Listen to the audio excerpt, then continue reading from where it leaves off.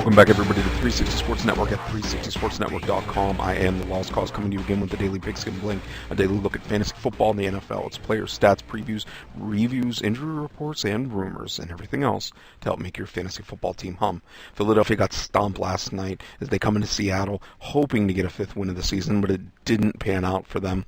Vince Young really didn't put up fantasy points, 17-29 for 208, one touchdown, and four interceptions. Deshaun Jackson did not have that bounce back kind of a game that I discussed yesterday that he needed to have. However, McCoy, great game, 17 carries, 84 yards, one touchdown on the ground, in the air, 4 receptions, 49 yards, and 1 touchdown. Riley Cooper keeps being a solid target for Vince Young in this passing attack. However, if he wants to get more yardage, if you are an owner of him, you're hoping that his hands are going to get a little bit more reliable. 5 receptions on 10 targets for 94 yards. Could you imagine if he would have went 80 or 90%? What kind of fantasy points that you'd see from him?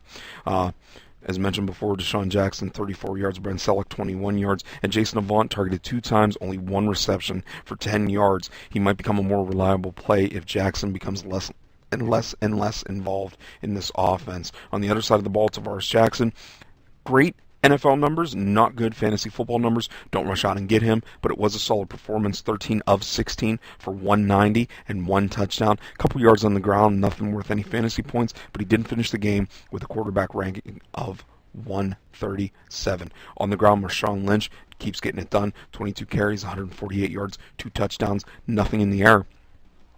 But for the receivers of Seattle, they had iffy games. I wouldn't run out and get any of these guys. Miller, Tate, Robinson, Baldwin, not just yet.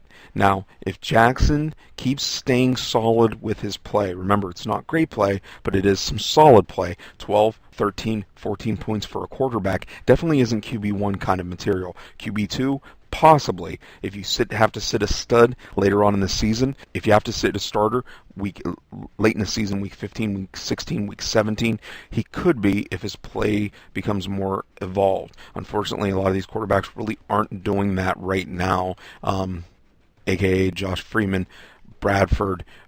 So I wouldn't expect too much. However, if he starts putting games together, he might be a solid kind of fantasy football point. But once again, don't rush out and get him. Don't really rush out and get any of these receivers for Seattle just yet. They're really going down a trail where they were playing against Philadelphia, which didn't have a solid defense based on injuries, lack of production, lack of holding people, where they're at in the NFL for their ratings.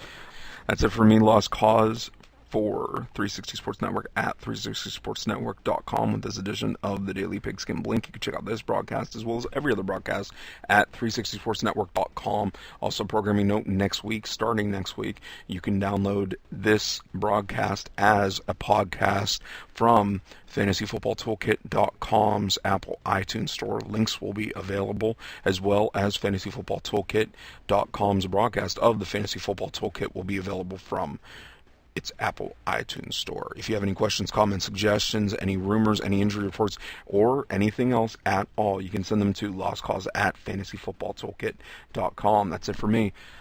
Bye.